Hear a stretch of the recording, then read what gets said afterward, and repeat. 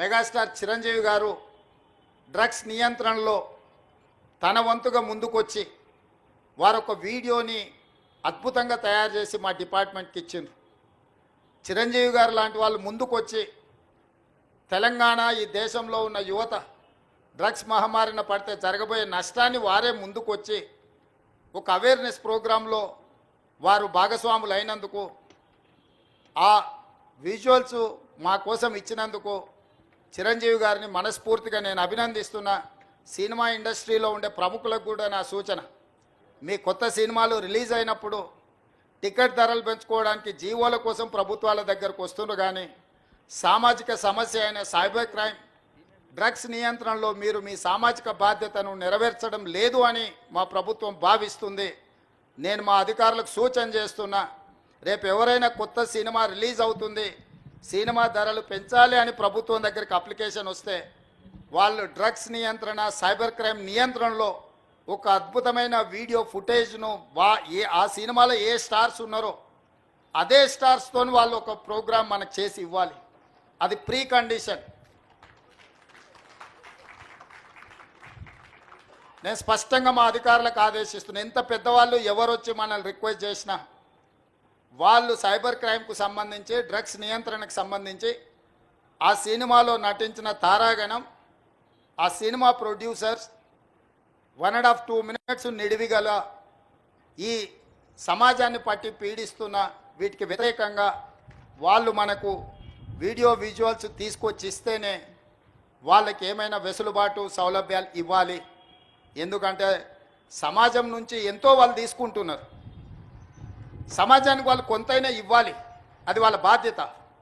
అట్లా కాకుండా మేము 100 కోట్లు పెట్టుబడి పెట్టినాం మా సినిమాకు, మేము టికెట్లు పెంచుకొని మేము సంపాదించుకుంటామన్న ఆలోచన ఏదైతుందో మంచిదే, మీ వ్యాపారం మంచిదే, కానీ సామాజిక బాధ్యత డ్రగ్స్ నియంత్రించకపోతే, ఈ సైబర్ క్రైమ్లో నియంత్రించకపోతే ఈ సమాజమే నిర్వీర్యం అవుతుంది.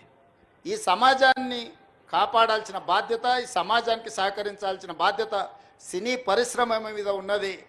కాబట్టి ఎవరైతే ఏదైనా ఈ ప్రభుత్వం నుంచి ఏదైనా సహకారం కావాలి అని వస్తే వాళ్ళు సమాజానికి సహకరించాలి. ఇది ఒకటే మా ప్రీ కండిషన్. మా అధికారులకు కూడా నేను సూచన చేస్తున్నా. And at the same time మా సైబరాబాద్ కమిషనర్ అవినాష్ మహాంతి గారికి కూడా నా సూచన, ఎందుకంటే మ్యాక్సిమం సినిమా షూటింగ్స్ మీ ప్రాంతంలోనే అవుతాయి లేదా రాచకొండలో అవుతాయి. వాళ్ళు సినిమా షూటింగ్లకు పర్మిషన్కి వచ్చినప్పుడు మీరు ఈ రిక్వెస్ట్ను వాళ్ళ ముందు పెట్టండి. వాళ్ళు ఏమన్నా సినిమా తీసుకొని, కానీ ఆ సినిమాలో ఉన్న తారాగణంతో ఈ డ్రగ్స్ నియంత్రణ కోసం, సైబర్ క్రైమ్ నియంత్రణ కోసం 1.5-2 minutes నిడివి కలిగిన చిత్రాన్ని మనకు ఒకటి వాళ్ళు తయారు చేసి మనకి ఇవ్వాలి. అట్లా ఇచ్చిన వాళ్లకు ప్రత్యేకంగా రాష్ట్ర ప్రభుత్వం వెసులుబాటు కల్పిస్తుందని మీరు చెప్పాలి, వాళ్ళకు సూచన చెయ్యాలి అని చెప్తూ, రాష్ట్రంలో ఉండే అన్ని థియేటర్ల యజమానులకు కూడా నేను ఐఎన్పిఆర్ డిపార్ట్మెంట్కి ఈ వేదిక మీద నుంచి ఆదేశాలు ఇస్తున్నా. ప్రతి సినిమా థియేటర్లో తప్పకుండా సినిమా ప్రారంభానికంటే ముందు సైబర్ క్రైమ్కు సంబంధించి, డ్రగ్స్ నియంత్రణకు సంబంధించి న్యూస్ రీల్ల రూపంలో ఉచితంగా మీరు ప్రదర్శించాల్సిందే. అట్లా ప్రదర్శించిన థియేటర్లకే భవిష్యత్తులో అనుమతుల విషయంలో కానీ ఇతర విషయంలో కానీ ప్రభుత్వం సహకరిస్తుంది. నేను చిన్నగా ఉన్నప్పుడు ఎప్పుడు సినిమా థియేటర్కి వెళ్ళినా ప్రధానమంత్రులు, ముఖ్యమంత్రుల విదేశీ పర్యటనలు లేకపోతే తీసుకున్న గొప్ప కార్యక్రమాలకు సంబంధించిన వాటిని చూపించేది. ఇప్పుడు ఆ సామాజిక బాధ్యత నుంచి సినిమా పరిశ్రమ, సినిమా థియేటర్ల యజమానులు ముందుకు రావడం లేదు.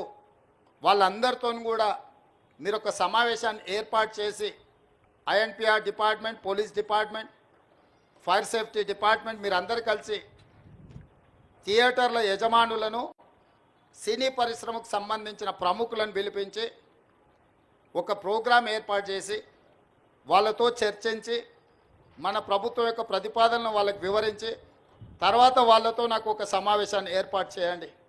మన ప్రభుత్వం యొక్క ఆలోచనను, విధానాన్ని వాళ్ళకి చెబుదాం, వాళ్ళ సహకారం తీసుకుందాం. వాళ్ళతో పాటు మా మీడియా మిత్రులకు కూడా, మీ టీవీ ఛానళ్ళల్లో కూడా ఈ ప్రముఖ సినీ తారలు తయారు చేసి ఇచ్చే సెలబ్రిటీస్, స్పోర్ట్స్లో ఉన్న వాళ్ళు కూడా ఎవరెవరైతే పివి సింధు కావచ్చు, సానియా మిర్జా కావచ్చు, ఇట్లా చాలామంది క్రీడాకారులు వాళ్ళందరి నుంచి కూడా ఇట్లాంటివి సపోర్ట్ తీసుకొని వాటిని టీవీలలో ఉచితంగా మీరు ప్రదర్శించాలని ప్రభుత్వం తరఫున విజ్ఞప్తి చేస్తున్నా. మీ అందరి సహకారం ఉండాలని ఈ రాష్ట్రం సైబర్ క్రైమ్ కానీ డ్రగ్స్ కానీ ఈ రాష్ట్రంలో కాలు పెట్టాలంటే భయపడాలి. వెన్నులో చలి జ్వరం రావాలి. తెలంగాణ రాష్ట్రంలో కాలు పెట్టాలి అని అంటే ఇక్కడ కాలు పెడితే తిరిగి మళ్ళీ పోలేము అనే భయం వాళ్ళలో ఉండాలి. భయం కల్పించాల్సిన బాధ్యత మా పోలీసు అధికారులదే. మా వాళ్ళు ఫ్రెండ్లీ పోలీసింగ్ అని అంటుంటారు. నేను కూడా ఒప్పుకుంటా ఫ్రెండ్లీ పోలీసింగ్. ఎవరికి? బాధితులతోని ఫ్రెండ్లీగా ఉండండి, నేరగాళ్లతోని కాదు.